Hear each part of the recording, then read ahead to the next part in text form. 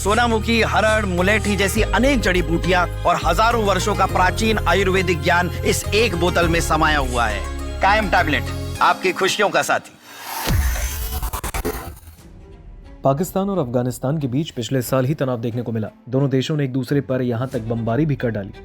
दोनों देशों में जब तनाव जंग के लेवल तक पहुंच गया तो मिडिल ईस्ट के कई देश मध्यस्थता कराने पहुंचे, लेकिन कोई भी कामयाबी हाथ नहीं लगी।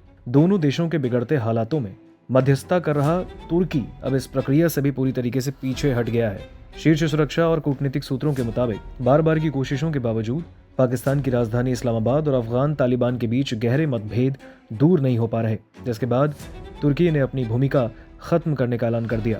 तुर्की की अगुवाई में कतर और सऊदी अरब की भागीदारी के साथ कई दौर की बातचीत हुई, लेकिन कोई ठोस कदम नहीं निकला। काबुल ने पाकिस्तान की शर्तों को अवैध बताते हुए व्यापक शांति समझौते के किसी भी ढांचे को मानने से मना कर दिया है।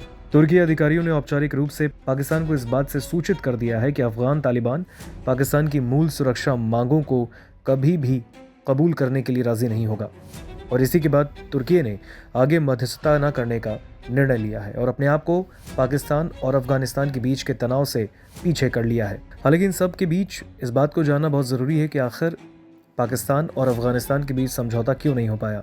इस गतिरोध की जड़ में पाकिस्तान की कुछ मांगे हैं जो बेहद सख्त हैं। इनमें पहला, तहरीक तालिबान पाकिस्तान यानी टीटीपी के कट्टर आतंकियों को सौंपना, डोरंड लाइन के साथ 5 किलोमीटर का बफर जोन बनाना, अफगान ट्रांजिट ट्रेड और माल की आवाजाही पर कड़ी निगरानी रखना, काबुल पर इस्लामाबाद की सुरक्षा प्राथमिकता को मान्यता देना और पाकिस्तान में रह रहे अफगान शरणार्थियों की तुरंत वापसी शामिल है। दरअसल ये कुछ प्रमुख मांगे हैं जिसको लेकर ये गतिरोध शुरू हुआ है। अफगान प्रशासन ने इन सभी मांगों को सिरे से खारिज करते हुए कहा कि यह अफगानिस्तान की संप्रभुता पर सीधे तौर पर पाकिस्तान की ओर से हमला है। अब बातचीत से जुड़े कुछ सूत्र बताते हैं कि अफगान तालिबान ने तुर्की, कतर और सऊदी अरब को इस बात को क्लियर कर दिया है कि वो किसी भी दबाव आधारित व्यवस्था को मानेंगे नहीं। तुर्की के लगातार कूटनीतिक समर्थन के बावजूद पाकिस्तान अफगान तालिबान से कोई लिखित सुरक्षा गारंटी हासिल नहीं कर सका। मध्यस्थ देशों के बीच भी दरारें उभर आई हैं। वरिष्ठ पाकिस्तानी राजनयिकों ने कतर को लेकर बहुत ही ज्यादा अविश्वास जताया और आरोप लगाया कि दोहा और अब अफगान तालिबान की बात मानता दिख रहा है।